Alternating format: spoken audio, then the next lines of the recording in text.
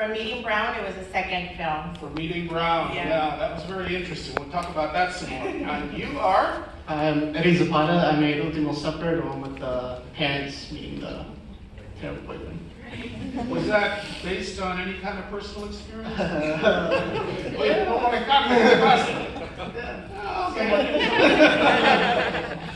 you're Diablico? Yes. Okay. Delfina, Kroek, I directed Night and Fun, the first one. The very first one, yes. And you, señorito? Jorge Limeropoulos, and I'm the producer for Night and Fun, as well as Brillas. Oh, Brillas as well. Were you involved in Brillas as well? Yeah, I was in the art department. Okay, well, let's go back down this road. This time I'll let you have the microphone. And tell us, you know what? I really like Brillas. That's such a sweet movie. You know, can you talk to us a little bit about that one and where qué te inspiró? ¿De dónde salió eso? Okay, so Brillas, well, the director, he wanted to sort of like demonstrate that first love of, and the innocence of being a kid. And then he kind of mixed both of them up to get what we have right now as Brillas. We actually did it for a challenge called El Reto Microcine back in Panama from Cine Animal, and the theme was a kiss. So then we based it off from that first kiss, and the innocence of that first kiss when we were younger, or I don't know, that it's just that like magic that happens when you get that first kiss. Was there a particular reason for the little boy to be blind, or did that just... Well, yes, actually, because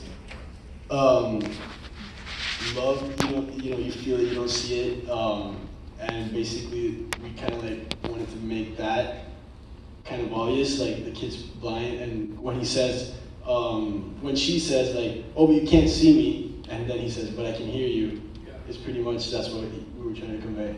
Sweet, sweet movie. Congratulations. I love that.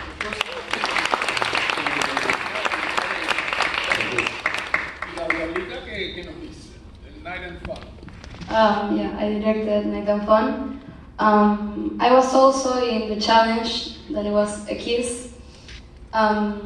My friend Victoria wrote this story, and the first time I read it, I thought it was wonderful. Like, it's a story about a gay girl that doesn't tell anybody of her group of friends that she's gay, and it's also situated in the 70s, so it's not like a topic that it was talked about at that time, and it's all like in her head how everything happens and how she's in love with the girl in front of her. I wanted to play a little bit with the camera about focusing on the boy and the girl, so you didn't really know who she was really seeing. At the end, like, she finally kisses the girl that she is truly in love with. Nice, surprising. I forgot what Your name is Eddie Zapata. All right, so Your name was called Meet the Parents or whatever, and tell us a little bit about how you got it. yeah. So first off, I want to say that the father that's in my film, the mean-ass father, is here. Armando, if you can raise your hand.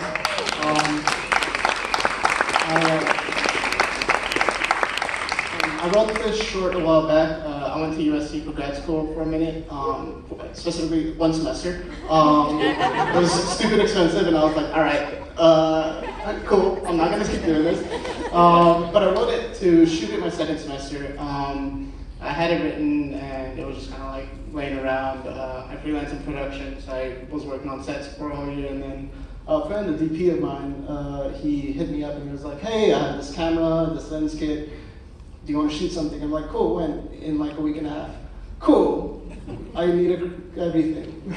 So I reached out to some friends. I don't know many, actors, and I had like 4 days, and I reached out to a bunch of people, and they were all willing to be in this short. So I was like really fortunate for this to come together. I wrote it because I dated a girl. Surprising, yes. I dated a girl. She was vegetarian. She went over to my parents' house.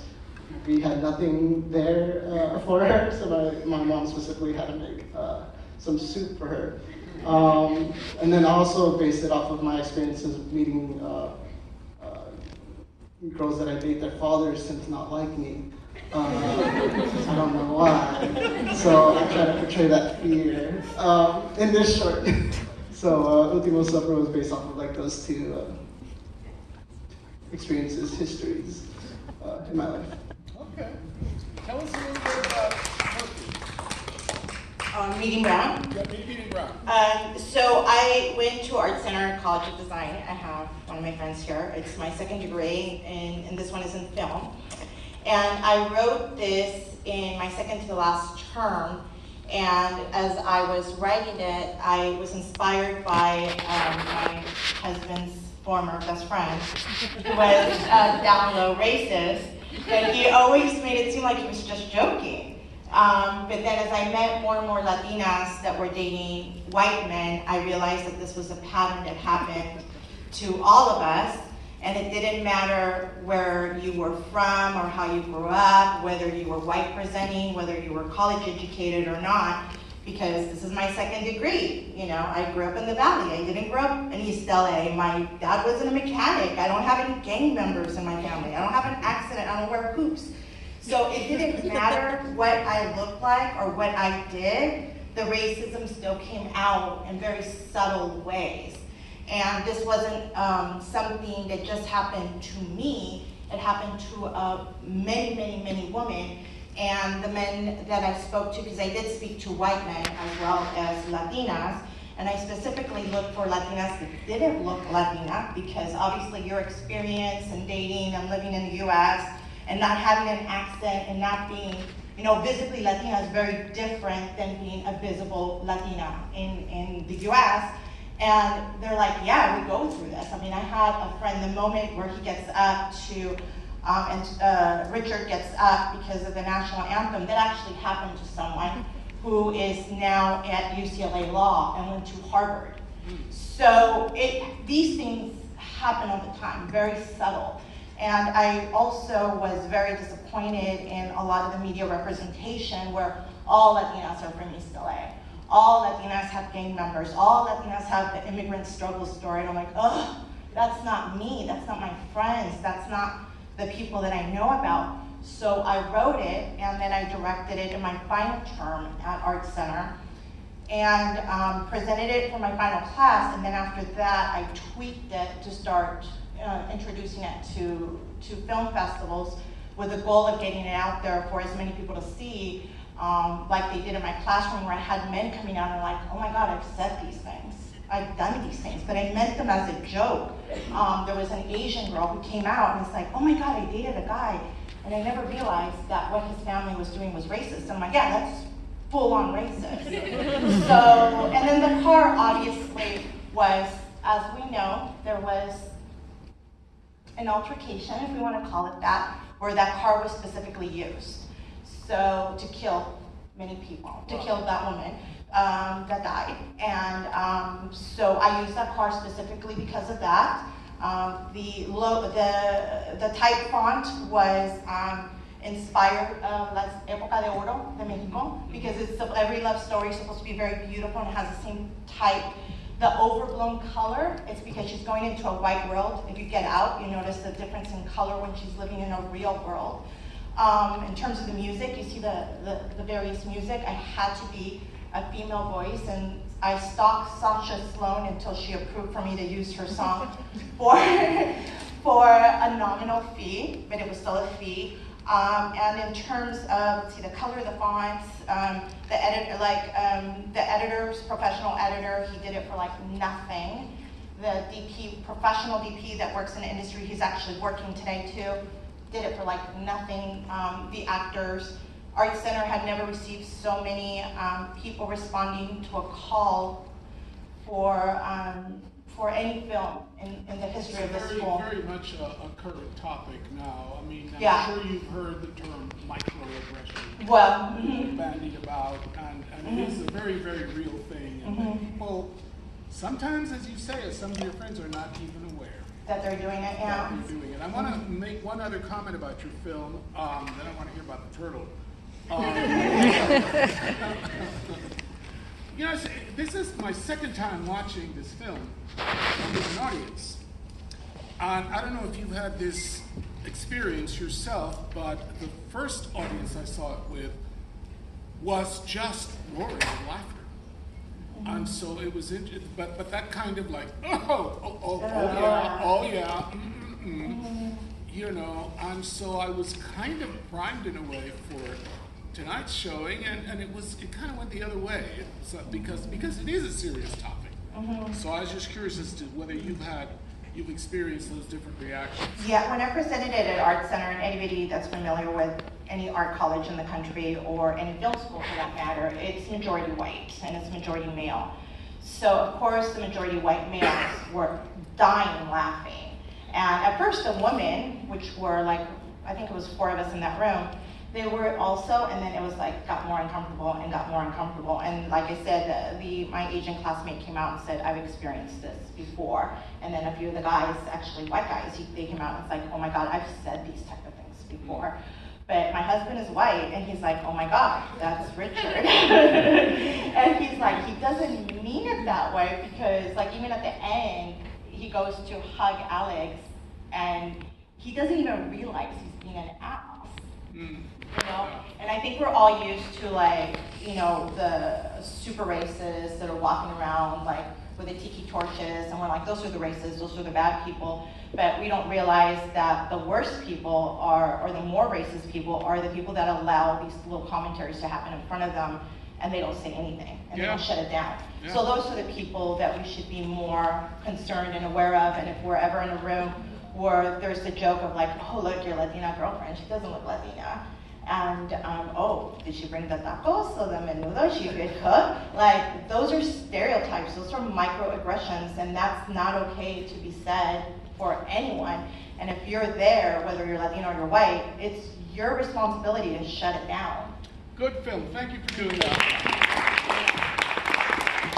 Now tell us, where did Abuelita go? Where did Abuelita come from? No, she did right. It was my grandpa. It was Abuelito. No, I'm just kidding. Nah, it could be blamed on anything. I have to take responsibility though. Yes, I'm Steven Cervantes. I directed Tortoise. Yeah, I think sorry, I don't know if I'm like too loud or what. I'll just like do this. You're fine. All right, cool. Sorry, I'm not trying to like lag. Anyways, it's hard for me to write anything at all. And so I think basically I kind of take what I hate about myself at the moment or what I'm struggling with, and I try to make it presentable, make it understandable, and kind of use it as like a demon that I can exercise so that other people can see it and maybe, hopefully understand it, maybe not, because it's hard to like take that stuff that's inside you and make it understandable overall. So, but that's part of the process. So I think Tortoise is just about me listening to the voices in my head that tell me how to take control of the situation, tell me how I ought to implement what is actually toxic masculinity, but I take for, I don't know, the thing that I should be doing in order to be heard, to have my voice heard, and seizing it by force. So that's basically it. I'm just like, well, what am I into? On top of that, it's like, well, it'd be cool to work with reptiles. Bowling is fun. The desert is a cool place. And that's like, and you mix it all together, and oh, there you go. Look, you got a movie. Yeah, and the voice of the tortoise was played by Chris Berry. He's sitting right there. I just want to point him out. He's got such a nice voice, and it's so good working with him. It's good to see you, Chris. Sorry. Yeah, so it's just been, it was a good time. A lovely movie. It was a lot of fun. Thank you so much. Am I getting stage Spanish? No, you're good. No, let's hear about the Pantalla. Yeah. It's about everybody's on the screens and how people are isolated and the relationships between the real war and everybody's on the screen, and we try to juxtapose the situation on the screen and with a real world situation. And we try to make it funny. So that's it. Same question for you. Do you get different reactions with different audiences? Yes, that's for sure. Like the images, sometimes people are not comfortable with seeing like too many. Yeah. and at the end, look at the situation. We try to do like a twist because, but yeah, maybe in that time people we try to put it in a way that it wasn't too like upfront, but yeah. Go ahead, try to talk yourself out of it. How are we doing on time? It is 4:35, and we have to do some feedback from our sponsors. So you tell me. Well, can we have any questions for the filmmakers? Yes, ma'am. I don't have a question, but I have a comment. That all done such a marvelous job. Seriously, take it to heart. We're out here. You've been all inspiring. Your work is tremendous.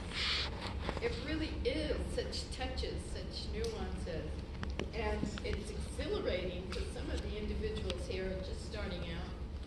And you've done a phenomenal job of illustrating that it can be done, and how dynamic and the smallness and yet the tightness and the various concepts and the nuances, and allowing them to see that it's exhilarating. That's why they're at the Panamanian International Film Festival. Anything else? No? Well, Ms. Newman, you want Yes. to come and... I do. First of all, again, Gracias. an amazing Muchas job gracias. Yeah. from all. We got to this festival. By the way, some of you may have noticed the screenshot in the beginning said Festival 3, but it is Festival 4. And we just want to do a shout out. We couldn't do this without our sponsors, and one of them, Spiritu. We have many sponsors. Agua Lucha water. There's free food outside and snacks for everybody from a company that does good food, and you should check out their name, their website. LosCortos.com is a co-producer, and there's 3D going on outside, so you should check that out. But I know we're running a little late, so in the interest of time, would you hold this a second, please? I don't have anything memorized, but I also know this brand really well. Our sponsors at Spiritu have been generous enough to give over $100 worth of product to a surprise audience member. And so we're trying to figure out the best way to do that. And we decided, what's your favorite number? From 1 to about 16? 8. And I need a letter from A to about M. You, Jeffrey, my brother. Favorite letter? F. F. 8F. Is that what we said? 8F. Who's sitting in 8F? Anybody? Row F, seat 8. Woo! Row 8. Do we have a row 8? Are there 8 rows in this theater? There are, right? Oh no, they're by letter. Do we have a row F? Is it readable? Is it legible? It's by numbers. All right, Annalisa. The letters on the edge of the row. Someone on the edge of the row, identify a letter. A. Who has F? F.